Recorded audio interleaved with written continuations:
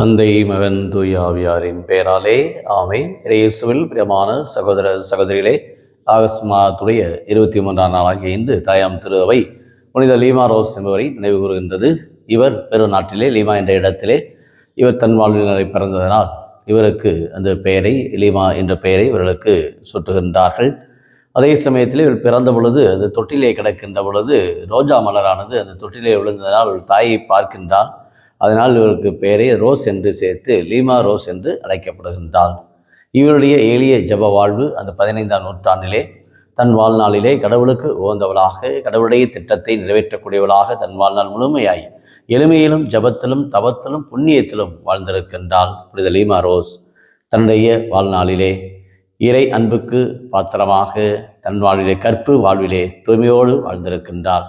இவர் எவரையும் திருமணம் முடிக்கவில்லை, மாறாக தன் தலைமுடியை அவர் வெட்டி கொள்ளுகின்றார்.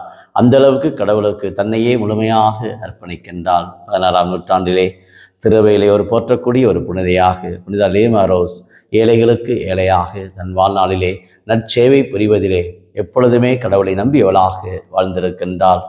இன்றைய வாசகங்களை நாம் சிந்தித்து பார்க்கின்ற பொழுது இந்த சனிக்கிழமையிலே தேவமாதாவுக்கு இந்த நாளை நாம் ஒப்புக் கொடுக்கின்றோம். ஆண்டவர் நற்செய்தியை பார்க்கிற பொழுது குறிப்பிடுகின்றார், இதோ பரிசேயுடைய சதுசேயுடைய வாழ்வை நீங்கள் பின்பற்ற வேண்டாம், அவர்கள் சொல்வது போல செய்யுங்கள், ஆனால் அவர்கள் செய்வது போல நீங்கள் செய்ய வேண்டாம், மாறாக அவர் கடவுளுக்கு புறம்பான ஒரு போலியான வாழ்க்கையை வாழ்கின்றார்கள் என்பதை இன்றைக்கு சுட்டி காட்டுகின்றார். சொல்லுதல் யாருக்கும் எலி அறியவாம், சொல்லிய வண்ணம் செயல் என்று வள்ளுவர் சொல்வது போல இன்றைக்கு எதை நாம் பேசுகின்றோம், எதை நாம் சொல்கின்றோம், எதை நாம் இன்றைக்கு கடைபிடிக்கின்றோம். நம்முடைய வாழ்க்கை இன்றைக்கு முரண்பாடாக சில சூழ்நிலைகளிலே சுயநலத்திலே நாம் இன்றைக்கு ஆட்கொள்ளப்படுகிறோம். பரிசேயர்களைப் போல சதுசேயர்களைப் போல நாம் இருக்கக்கூடாது என்பதை ஆண்டவர் இன்றைய நிலையிலே குறிப்பிடுகின்றார். முதல் வாசகத்திலே பார்க்கிற பொழுது ஆண்டவர் அருமையாக இந்த ரூத்துடைய வாழ்வை குறிப்பிடுகின்றார்.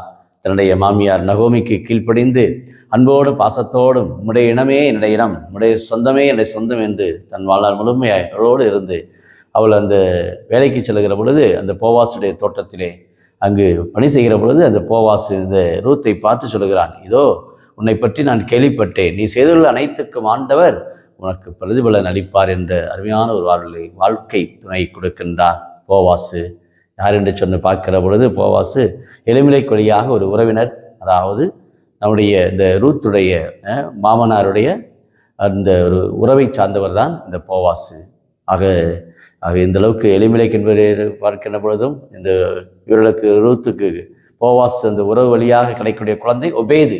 ஒபேது யார் என்று சொன்னால் தாவீதின் தந்தையாகிய ஈசாயினுடைய தந்தை, தாவீதின் பாட்டனார் என்று சொல்லக்கூடிய அளவுக்கு இவருடைய இந்த வலிவை பார்க்கிற பொழுது ரூத்து மிகவும் போற்றக்கூடியவளாக இருக்கின்றாள். போவாசோடு மனம் முடிக்கின்றாள். கடவுள் அந்த அளவுக்கு ஆசீர்வதிக்கின்றார். அந்த அளவுக்கு அவருடைய வாழ்வு எப்போதுமே கடவுளை நம்பி மனம் வாழ்ந்தாள். கடவுளுக்காக தன் வாழ்வை கொடுத்தாள் ரூத்.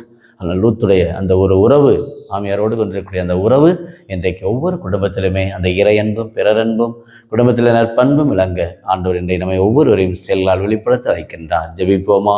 அன்பின் பரலோக பிதாப்பா இயேசுவே, அருமையான இந்த நாளுக்காக நன்றி கூறுகிறோம். இந்த சனிக்கிழமை தேவமாதாவுக்கு கொடுக்கிறோம். புனித லீமா ரோஸுடைய திருநாளிலே உம்மை போற்றுகிறோம், உம்மை போடுகிறோம், உம்மை ஆராதிக்கின்றோம். உம்முடைய வல்லமை, உம்முடைய கிருபை ஒவ்வொருவரையும் இந்த நாளில் நிரப்பும்படியாக இந்த புனித லீமா ரோஸ் வழியாக அனைத்து அந்த எளிமையும் கற்புள்ளத்தோடு வாழ, பாவத்திலே விழமாட்டோம், பாவத்தில் இருக்கின்ற ஒருவரையும் நாங்கள் ஜெபிப்போம் என்பதை போல பாவத்திலே ஒரு நாளும் விழமாட்டோம் என்ற அந்த நம்பிக்கையை தன் வாழ்நாளிலே கடவுளுக்கு தன்னை தூய்மை உள்ளத்தோடு அர்ப்பணித்தது போல இந்த சனிக்கிழமை தேவமாதார பிள்ளைகளாக கற்பு நெறியோடும் தூய்மையோடும் செயல்களிலே எப்பொழுது வல்லவர்களாக விளங்க தேவையான அருளையும் ஆசிரியையும் இந்த சனிக்கிழமையிலே நிறைவாய் கொடுத்து இந்த யூடியூப்ல ஜெபிக்கிற ஒவ்வொரு குடும்பத்தாருமே தேவமாதார பிள்ளைகளாக எளிமை தாழ்ச்சி போன்ற நற்பண்புகளை வாழ்வாக்க, ரூத்தை போல எப்பொழுதும் பணிவோடு நடக்க, கீழ்ப்படுதலோடு இருக்கக்கூடிய பிள்ளைகளாக சமூகத்தை குடும்பத்தை கட்டி எழுப்ப நம்முடைய கிருபையும் மேலான கொடைகளை நிறைவாய் கொடுத்து ஆசீர்வதிக்கும்படி கிறிஸ்து வழியாக மன்றாடுகிறோம். ஆமேன்.